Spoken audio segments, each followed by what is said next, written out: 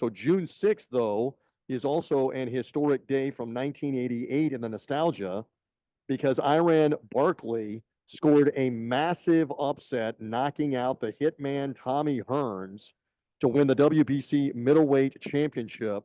Timber, my friend, back now some 36 years ago.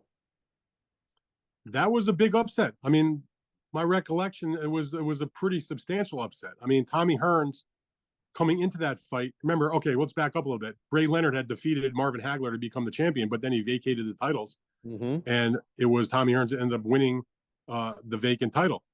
And he was defending. He had defeated Roldan to win the belt, and now he's the big favorite. He's the middleweight WBC champion, and he had scored a really exciting fight and a tremendous knockout against Roldan to win that belt. And so now they match him up with Barkley, who was always an exciting fighter, but he was still not supposed to win the fight. And Hearns is, pretty much having his way the first round, having his way the second round.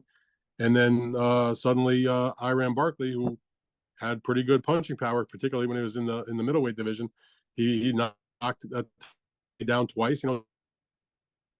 Tommy, the one negative about him was he never had the greatest chin in the world, and he ended up stopping him in the third round. It was a huge upset, and Barkley became the WBC champion. And the crazy thing about it is when they fought again years later, this time in the light heavyweight division, Barkley once again scored the upset and got the win by decision.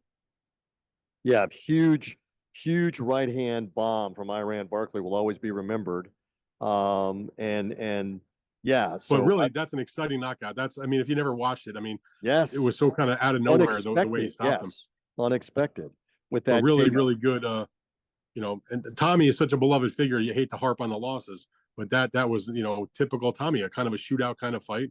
And unfortunately for Tommy, he was on the wrong end. But for Barkley, that's he beat Tommy when Tommy was still really good. He didn't beat an old, faded, long done Thomas Hearns. He may not have been at his best anymore, but Tommy Hearns was still a very quality, reputable guy at that time. He had won the title. He had beaten a good fighter in Roldan. He had been waiting for the Leonard rematch, which he would finally get subsequent to this loss to Barkley after that. Had to wait far too long for that rematch.